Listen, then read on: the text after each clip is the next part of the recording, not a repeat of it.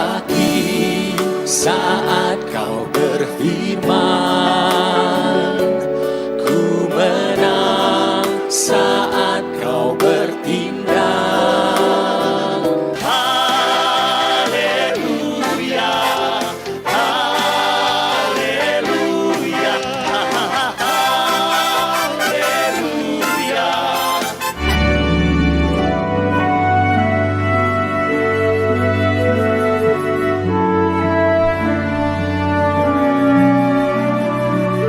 Halo sahabat Happy Sunday Story, bagaimana kabar hari ini? Apakah sudah beribadah? Bersama saya David Silitonga, saya bersama dengan teman saya Bapak Hendry. Kabar saya baik, Baik. baik sekali. Baik, Pak Hendry sekarang kegiatannya apa aja sih? Saya kegiatannya sehari-hari kan karena saya freelance ya. Ya. Jadi waktu saya lebih fleksibel dan sometimes itu saya visit klien. Oh, oke. Iya, visit klien. Kalau boleh tahu Pak Hendry pekerjaannya di bidang apa ya? Saya memberikan jasa akuntansi dan Oh. perpajakan. Baik, Gitu. luar biasa sekali. Dalam buka satu konsultan accounting sendiri itu apa sih Pak tantangan yang dihadapi? Ya lumayan sulit ya gitu.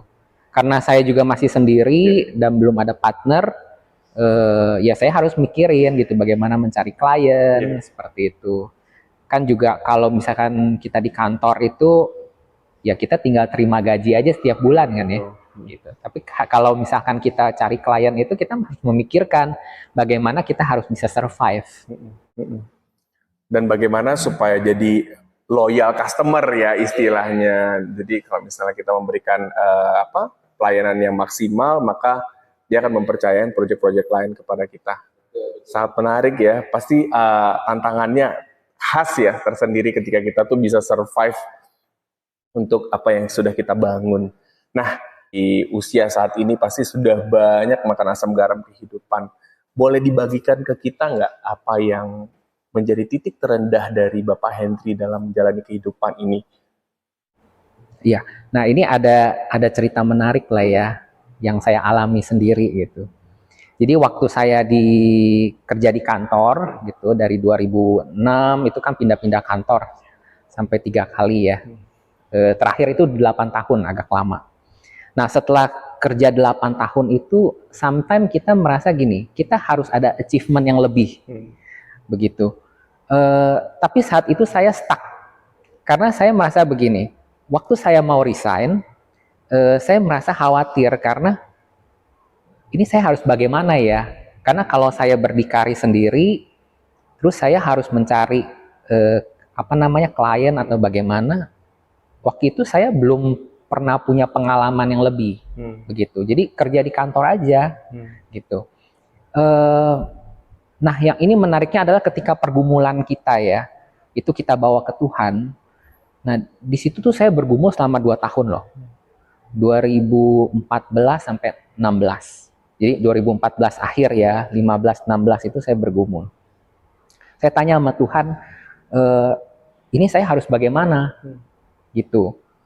Saya harus keluar dari perusahaan karena memang juga manajemen juga udah nggak serk lah ya sama saya gitu kan. Saya juga nggak serk sama manajemen. Terus saya bawa dalam doa terus segala macam. Lalu Tuhan kasih clue. Tuhan kasih clue lewat saat teduh. Nah, ini yang menarik nih. Saat teduh itu kita nggak boleh abaikan ya. Gitu. Tuhan kasih satu profil Musa ketika dia membawa keluar bangsa Israel. Pertama kali itu saya dapat, kemudian saya bertanya gitu dalam pikiran saya, dalam hati saya, ini benar nggak ya gitu kan. Terus saya tanya lagi, jeda 2 minggu dari sana dikasih profil yang sama gitu, tapi tentu dengan tema saat teduh yang berbeda gitu kan, profil yang sama. Nah, di sana saya mendapatkan clue benar-benar firm bahwa ini benar loh Tuhan yang kasih gitu. Dan saya teringat Gideon kan minta tanda gitu kan.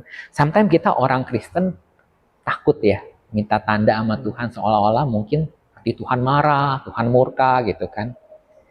Padahal Tuhan itu kepengen rindulah kita bertanya ke dia. kita mau lakukan apa sih di masa depan kita, gitu. Nah, yang saya ingat ada satu ayat yang menguatkan saya di Roma 8 ayat 28. Allah turut bekerja dalam segala sesuatu, dalam segala perkara, mendatangkan kebaikan bagi orang-orang yang mengasihi Dia. Nah, kalau kita mengasihi Tuhan, kita percaya sama Tuhan, kita tidak pernah mencurigai Tuhan, itu pasti Tuhan memberikan gitu loh. Kalau kita curiga, Tuhan kasih saya pekerjaan, masa sih Tuhan bisa ya, gitu kan? Kan yang punya ilmu kan kita, gitu. Nah, kalau kita tidak mencurigai Tuhan, pasti Tuhan memberikan.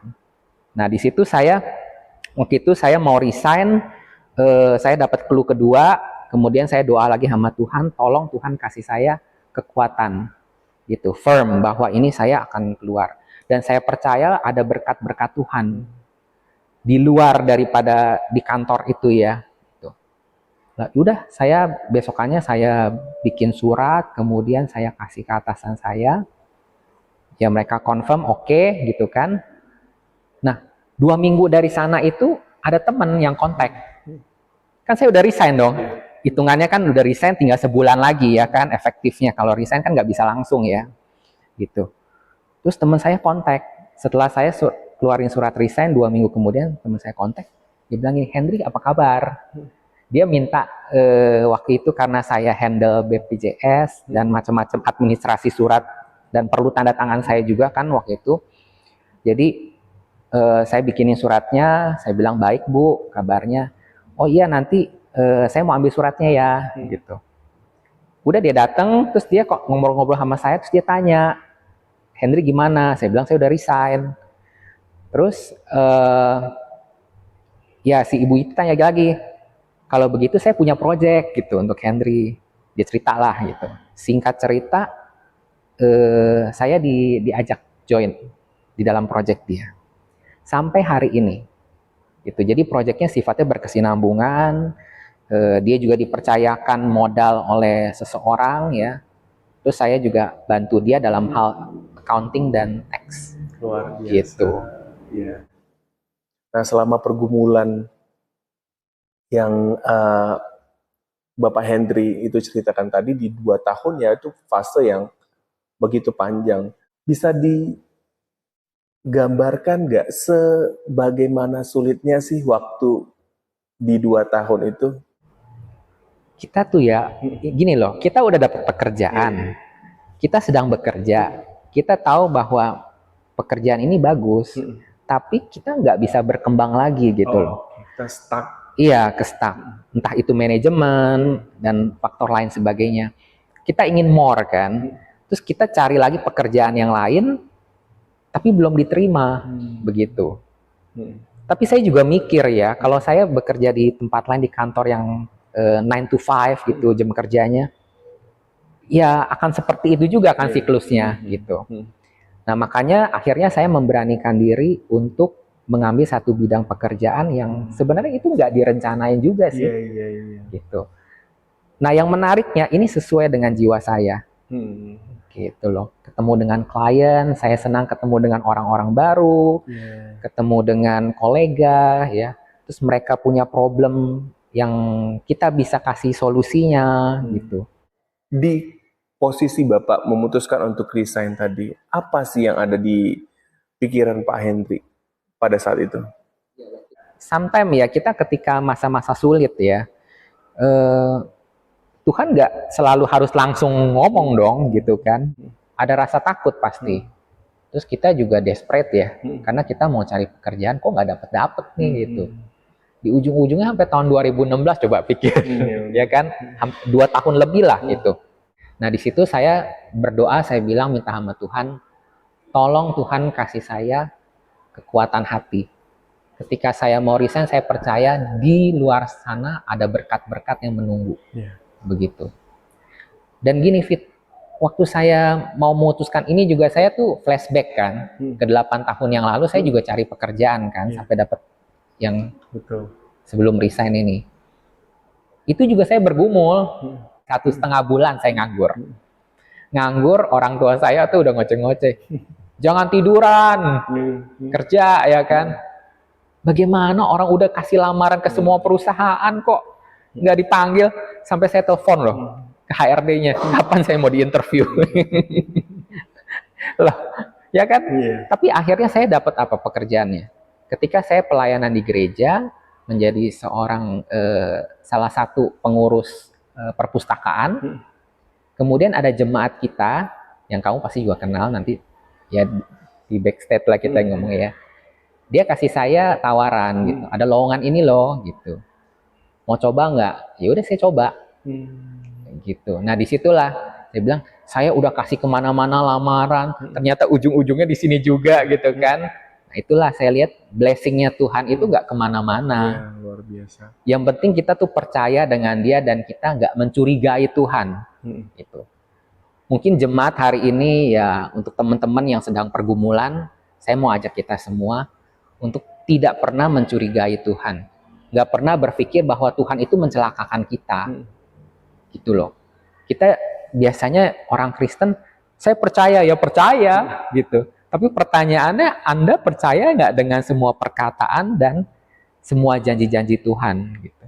Kalau kita percaya, kita amini, kita nggak curiga, kita nggak melihat bahwa Tuhan itu berbuat sesuatu yang aneh-aneh dan jahat buat kita, tidak mencelakakan kita, pasti kita akan diberikan.